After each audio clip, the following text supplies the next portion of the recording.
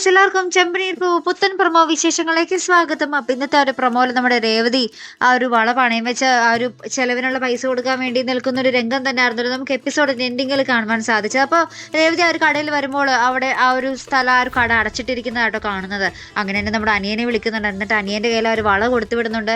എന്നിട്ട് ആ വള കൊടുത്തു വിട്ടിട്ട് നമ്മുടെ ആ രേവതി പറയുന്നുണ്ട്, എങ്ങനെയെങ്കിലും ഒരു 10,000 രൂപ സംഘടിപ്പിച്ച് കൊണ്ടുപോകണം, എനിക്ക് വീട്ടിൽ ചെലവിന് കൊടുക്കാനാ, അവിടെ ആകപ്പാട് സ്വസ്ഥതയില്ലാന്നൊക്കെ പറഞ്ഞ് നമ്മുടെ രേവതി പറയുന്നുണ്ട്. അങ്ങനെ അനിയൻ പോയി ആ ഒരു സ്വർണ്ണ വളയൊക്കെ പണയം വെച്ച് 10,000 രൂപ നമ്മുടെ രേവതിയുടെ കയ്യിൽ കൊടുക്കുന്നുണ്ട് കേട്ടോ. അപ്പം തന്നെ അപ്പോഴാണ് നമ്മുടെ രേവതിക്കൊന്ന് സമാധാനമായതോ, ഇനി ആശ്വാസത്തോടെ വീട്ടിലൊന്ന് കയറാലോ എന്നുള്ള രീതിയിൽ കേട്ടോ. അപ്പുറത്താണെങ്കിൽ നമ്മുടെ സച്ചി ആ ഒരു ജോലി ഡ്രൈവർ പണിക്ക് നടന്നിട്ട് കിട്ടുന്നേ ഇല്ല. അവസാനം ആ ഒരു കാറ് കഴുകുന്ന ജോലിക്ക് തയ്യാറാവുകയാട്ടോ നമ്മുടെ സച്ചി.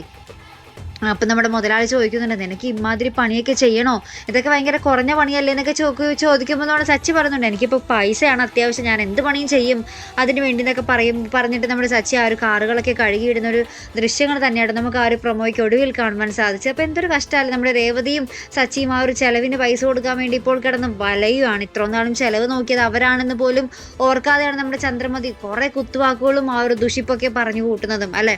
അപ്പോൾ എന്തായാലും നമുക്ക് നോക്കാട്ടോ ഇനി എങ്ങനെയൊക്കെ ആവും കഥ അല്ലേ, കണ്ടു തന്നെ അറിയാം. അപ്പോൾ ഇതുപോലുള്ള പ്രൊമോ റിവ്യൂസിനും എപ്പിസോഡ് റിവ്യൂസിനും ഒക്കെ നിങ്ങൾ മറക്കാതെ ചാനൽ സബ്സ്ക്രൈബ് ചെയ്യുക. അടുത്തൊരു വീഡിയോയുമായി വരുന്നത് വരേക്കും ഗുഡ് ബൈ.